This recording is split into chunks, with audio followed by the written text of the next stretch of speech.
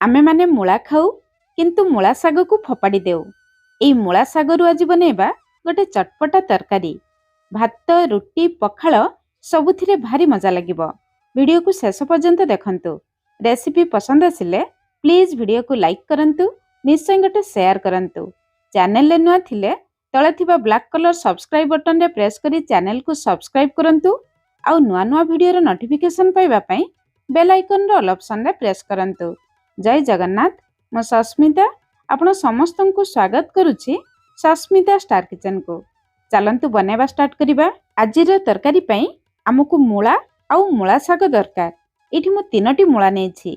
तरकारी पई हमकु कम मूला दरकार किंतु साग अधिक दरकार। मूला भितरे थिबा साग जदि कौलिया थिबो आपण माने नाड़ सहित नै परिबे। जदि मूलार नाड़ टाण थिबो ताहले नाड़ को नेबे नाही, केवल पत्र को बाहर कर नेबे। टाण नाड़ रहिले तरकारी रे खाइबा पई भल लागिबो नाही। तीनोटी मूलार साग छडा एठी आउ अल्प साग मु नेछि। कौलिया साग को नाड़ सहित नै जिबे। जेउ नाड़ टाण थिबो केवल पत्र को जेमिति मु बाहर कर नेली आपण माने ठीक समिति पत्र को बाहर कर नेबे। जमा नाड़ नेबे नाही, नहले तरकारी रे खाइबा पई भल लागिबो नाही। आजिर तरकारी पई मु एतिकी साग नेछि। साग काटिबा पूर्वरु प्रथमे पानी रे भल भाबरे धोई नेबे। एतिकी साग पई तीनोटी मूला नबा। गोटे मीडियम साइज रो आलू। मूला आलू कम नेबे, साग अधिक नेबे, ताहले खाइबा पई भल लागिबो। साग को आमे काटी नबा। दर्शक बंधु जदि आपण माने फेसबुक पेज रो वीडियो देखुचंती दया करी फेसबुक पेज को फॉलो करिवे।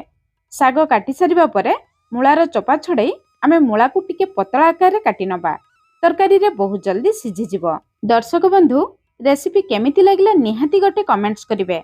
कमेंट्स करिबा बिल्कुल फ्री, किंतु आपणकर एई गोटिए मूल्यवान कमेंट्स पढ़िले नुआ रेसिपी आनिबा पई मते बहुत उत्साह मिले।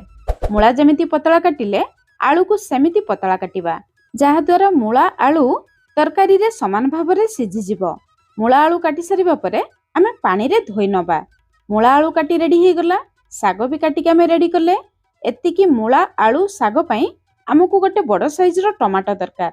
टमाटो टिके खटा रहिले तरकारी चटपटा लागिबो, खाइबा पई भल लागिबो। चलंतु तरकारी बनेबा स्टार्ट करिबा।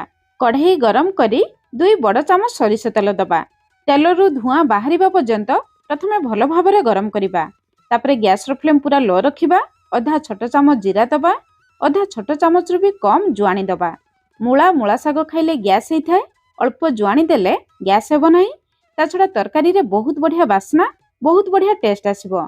जीरा फुटी जिबा परे 8-10 टी रसुण को पूरा छोट छोट काटिकी देबे। एमिति काटिकी देले तरकारी रे खाइबा पई भल लागिबो। ता छडा रसुण रो बास्ना भी बहुत बढ़िया आसीबो। राग पई गोटे कंचा लंका, 2टी सुखिला लंका दबा। रसुण को बेसी भाजिबे नाही, बेसी पोड़िबे नाही। गोटे मिनिट पर्यंत हल्का भाजिबा। तापरे गोटे बड़ साइज रो पियाज दबा। पियाज टिके अधिक देबे। गैस रो फ्लेम मीडियम रखी पियाज को हल्का भाजिबा। पियाज को बेसी लाल करिबे नाही किंबा पोड़िबे नाही। केवल पियाज रो कंचा बास्ना जिबा पर्यंत 2 मिनिट पर्यंत हल्का भाजिबा। पियाज भाजी जिबा परे आमे काटी रखिथिबा मूला आलू को देदबा। एबे मूला आलू आउ साग को देखि स्वाद अनुसार लुण दबा।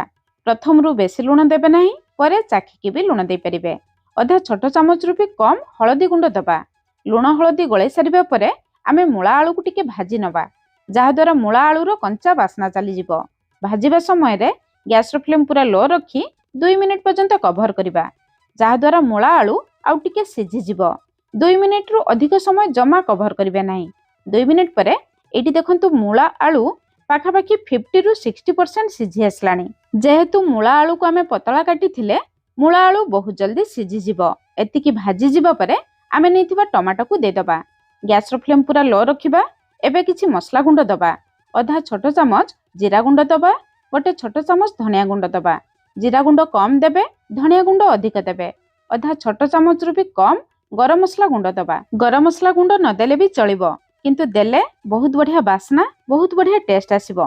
भलो कलर पई आधा छोट चामच काश्मीरी लंका गुंड दबा। ऑप्शनल अछि, आपण चाहिले स्किप करि परिबे। सबु मसला गुंड को भलो भाबरे गळे नबा। एबे सबु मसला हमर भलो भाबरे मिसि जाईछि। एबे आमे काटी रखिथिबा साग को दबा। साग को जेमिति मु ऊपर देली आपण माने ठीक सेमिति देबे। साग को गळेबे नाही। गैस रो फ्लेम पूरा लो रखी 3 रु 4 मिनिट कवर करिबा। 3-4 मिनिट परे ଦେଖନ୍ତୁ ଶାଗରୁ ପାଣି ବାହାରିଛି। ଏବେ ଆମେ ଶାଗକୁ ମୂଳା ଆଳୁ ସହିତ ଭଲ ଭାବରେ ମିଶାଇ ନେବା। ଶାଗ ଦେବା ସମୟରେ ପ୍ରଥମରୁ ମୂଳା ଆଳୁ ସହିତ ଜମା ବି ମିଶାଇବେ ନାହିଁ। ସେମିତି କଲେ ଶାଗ ଗରମ କଢ଼େଇରେ ଲାଗିଲେ ଶାଗ ପିତା ଲାଗେ। ପ୍ରଥମେ ଶାଗ ଦେବେ, 3-4 ମିନିଟ୍ ଲୋ ଫ୍ଲେମ୍ରେ କଭର କରିବେ। ତାପରେ ଶାଗକୁ ମୂଳା ଆଳୁ ସହିତ ଭଲ ଭାବରେ ମିଶାଇବେ। ଶାଗ ମିଶାଇ ସାରିବା ପରେ ଆଉ 2-3 ମିନିଟ୍ ଆମେ ମୂଳା ଆଳୁ ସହିତ ଭାଜି ନେବା, ଯାହାଦ୍ୱାରା ଶାଗ ଆଉ ଟିକେ ସିଝିଯିବ। 2-3 ମିନିଟ୍ ପରେ ଆପଣ ଚାହିଁଲେ ଏମିତି ଏହି ତରକାରୀକୁ ଖାଇପାରିବେ। ଯଦି ତରକାରୀକୁ ଟିକେ ଲଟପଟିଆ କରିବା ପାଇଁ ଚାହିଁବେ 2-3 ଚାମଚ ପାଣି ଦେବେ। ବେଶୀ ପାଣି ଦେବେ ନାହିଁ, ନହେଲେ ଖାଇବା ପାଇଁ ଭଲ ଲାଗିବ ନାହିଁ। ପାଣି ଦେଇସାରିବା ପରେ କେବଳ 2 ମିନିଟ୍ ପର୍ଯ୍ୟନ୍ତ ଆମେ ମିଡିୟମ୍ ଫ୍ଲେମ୍ରେ ଫୁଟେଇବା। ବେଶୀ ସମୟ ଫୁଟେଇବେ ନାହିଁ, ନହେଲେ ଶାଗ ବେଶୀ ଘାଣ୍ଟିଯିବ, ତରକାରୀରେ ଖାଇବା ପାଇଁ ଭଲ ଲାଗିବ ନାହିଁ। 2 ମିନିଟ୍ ପରେ ଏଇଠି ଆମ ତରକାରୀର ଫାଇନାଲ ଲୁକ୍ ଦେଖନ୍ତୁ। ତରକାରୀ କେତେ ସୁନ୍ଦର ଦେଖାଯାଉଛି, ଖାଇବା ପାଇଁ ବି ଭାରି ସୁଆଦିଆ ଲାଗେ। ଆପଣମାନେ ଏଇ ପ୍ରୋସେସରେ ବନାନ୍ତୁ। ଏଇ ତରକାରୀର ନାମ କ'ଣ ରଖିବେ ନିହାତି ମୋତେ କମେଣ୍ଟସ୍ କରି ଜଣାଇବେ। ଆଜି ପାଇଁ ରହିଲି, ପୁଣି ଦେଖା ହେବା ନୂଆ ରେସିପିରେ। ଧନ୍ୟବାଦ।